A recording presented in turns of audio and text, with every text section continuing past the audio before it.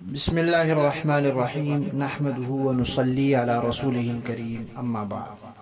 پیارے پیارے بچوں، ننھے منھے پھولو، اللہ تعالیٰ آپ سب کو ہمیشہ خوش رکھیں اور فلسطین کے مسلمانوں کو اللہ تعالیٰ آزادی، کامیابی اور عافیت عطا فرمائیں۔ الاحسان اکیڈمی والے چچا کی طرف سے السلام علیکم ورحمۃ اللہ وبرکاتہ۔ آج ہماری کہانی کا عنوان ہے زبیر کے مولا۔ پیارے بچوں، نبی پاک صلی اللہ علیہ وسلم کے ایک صحابی تھے جن کا نام تھا حضرت زبیر، اور وہ نبی پاک صلی اللہ علیہ وسلم کی پھپھو کے بیٹے بھی تھے، پھپھو زاد بھائی تھے، اور بڑے بہادر صحابی تھے، بہت ہی بہادر صحابی تھے۔ وہ جب ان کی وفات کا وقت قریب آیا تو ان کے بیٹے تھے حضرت عبداللہ بن زبیر۔ تو انہوں نے اپنے بیٹے سے کہا کہ بیٹا،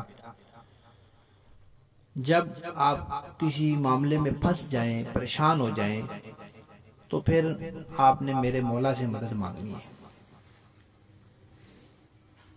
تو انہوں نے کہا کہ ابا جان، مجھے آپ کی بات سمجھ نہیں آئی۔ تو انہوں نے کہا بھئی، میں نے آپ کو یہ بتایا ہے کہ جب آپ کو کوئی مشکل پیش آ جائے تو آپ نے میرے مولا سے مدد مانگنی۔ انہوں نے پھر کہا کہ ابا جان، آپ کا مولا کون ہے؟ تو حضرت زبیر نے کہا بھئی، ہمارے مولا جو ہے وہ اللہ ہے، اللہ تعالیٰ ہے۔ انہوں نے کہا جی ٹھیک ہے۔ پھر حضرت زبیر جو ہے وہ شہید ہو گئے۔ اب جب وہ شہید ہوئے تو ان کے پاس کوئی پیسے نہیں تھے۔ اس وقت روپے تو نہیں ہوتے تھے، نہ اس وقت ریال ہوتے تھے، نہ ڈالر ہوتے تھے۔ اس وقت درہم اور دینار ہوتے تھے۔ چاندی کا سکہ ہوتا تھا، اس کو درہم کہتے تھے، سونے کا سکہ ہوتا تھا، اس کو دینار کہتے تھے۔ تو جب وہ فوت ہوئے تو ان کے پاس نہ کوئی درہم تھے، نہ دینار تھے۔ ہاں، کچھ زمینیں تھی ان کی جو کافروں سے ملتی تھی غنیمت میں، تو پھر وہ مسلمانوں میں تقسیم ہوتی تھی۔ تو حضرت زبیر تو بڑے بہادر تھے، ہر لڑائی میں شریک ہوتے تھے، تو ان کو بھی کچھ مال غنیمت میں زمینیں ملی تھی اور کچھ مکانات تھے، کیونکہ ان کی 4 بیویاں تھیں، اور قرضہ ان کے اوپر بہت زیادہ تھا۔ 20 لاکھ درہم قرضہ تھا، 20 لاکھ۔ اب ان کے بیٹے نے سوچا کہ ابا جان، پیسے تو چھوڑ کے کوئی نہیں گئے اور قرضہ اتنا زیادہ ہے، تو یہ کیا، اس کا میں کیا کروں؟ پھر ان کو یاد آیا کہ ابا جان نے کہا تھا کہ جب کوئی مشکل پیش ہو تو میرے مولا سے مدد مانگنا۔ تو انہوں نے پھر دعا کی کہ اللہ تعالیٰ سے وہ دعا کرتے تھے تو وہ اس طرح دعا کرتے تھے کہ اے زبیر کے مولا، یہ ہماری مشکل ہے، آپ اس کو آسان کر دیں۔ تو پھر اللہ تعالیٰ وہ مشکل آسان کر دیتے تھے۔ اچھا، حضرت زبیر پر اتنا زیادہ قرضہ تھا کیا؟ حضرت زبیر صحابی بھی تھے، مسلمان بھی تھے، بہادر بھی تھے، بڑے دیانتدار بھی تھے، امانتدار تھے۔ لوگ ان کے پاس آ کے اپنی امانتیں رکھواتے تھے۔ اس زمانے میں بینک تو نہیں ہوتے تھے نا کہ بینک میں پیسے رکھوا دو، تو گھروں میں پیسے رکھو تو چوری کا خطرہ ہوتا تھا، تو اس لیے وہ حضرت زبیر کے پاس رکھوا دیتے تھے۔ کوئی 1 لاکھ درہم لے کے آئے، جی یہ رکھ لو، کوئی 5 لاکھ درہم لے کر آئے، جی میری امانت رکھ لیں، کوئی 50,000 درہم لے تو لے لیتے تھے۔ پھر ان سے کہتے تھے بھئی، آپ کی امانت نہیں ہے، یہ میں خرچ کر دوں گا، آپ کا قرض ہو گیا میرے پاس، جب آپ کو چاہیے پھر آپ لے لینا۔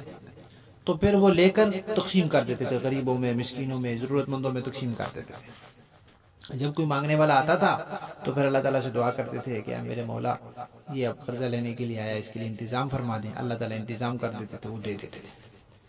اب وہ تو شہید ہو گئے، تو پھر ان کے بیٹے نے ایسے ہی کیا کہ جب بھی کوئی قرضے والا آتا تھا کہتے تھے زبیر کے مولا، اس بندے کے قرضے کا انتظام فرما دیں، تو اللہ تعالیٰ انتظام فرما دیتے تھے۔ تو پھر انہوں نے ان کی زمینیں اور جو اضافی مکانات تھے وہ بیچ کے پھر جتنے بھی لوگ تھے ان سب کا قرضہ ادا کیا۔